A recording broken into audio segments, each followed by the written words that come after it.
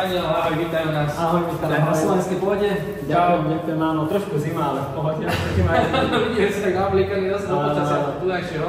Tak čo máš nové? Čo je u vás na Lindy v Sabahe nové od marca, kedy sme ťa boli s pánom rektorom navštíviť?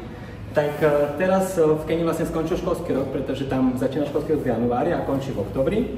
November, december sú prázdniny a teraz vlastne začína školský rok v Keni nový. A teraz pre nás trošku výzva, pretože v Kenii prvýkrát 8-áci idú historicky do 9. triedy, takže k tomu aj nové školské osnovy, potrebujeme nové učebnice, nové pomocky, takže toto je taká trošku výzva teraz pre nás. Čiže budú chodiť ako slovenské 9. tiež 9. triedy? Áno, teraz prvýkrát historicky, áno. No dobre, čiže začíname v januári nový akademický rok. Koľko detí vlastne, o koľko detí sa bavíme, keď hovoríš? Aktuálne 21 detí ide do 9. ročníka z nášho projektu.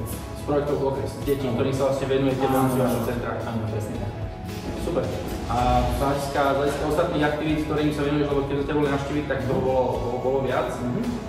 Čo sú také ďalšie veci, ktoré vás čakajú spoločne na centre? V podstate pokračujeme v tej aktivite, ako je doteraz vlastne deti nejaké motivačné školenie, nejaké motivačné lekcie, venovať sa im, takisto rozvíjať nejaké chápanie, vlastne trošku, mojím cieľom je prerušiť tú generačnú chudobu, že vysvetliť im a dať im ten pocit, že áno, keď bola moja možno stará mama chudobná, moja mama chudobná, že nemusím byť aj ja chudobný, takže v tomto, že dať im tú možnosť, že sme tam s nimi a pre nich, aby trošku možno zmenili ten svoj život a svoju budúcnosť.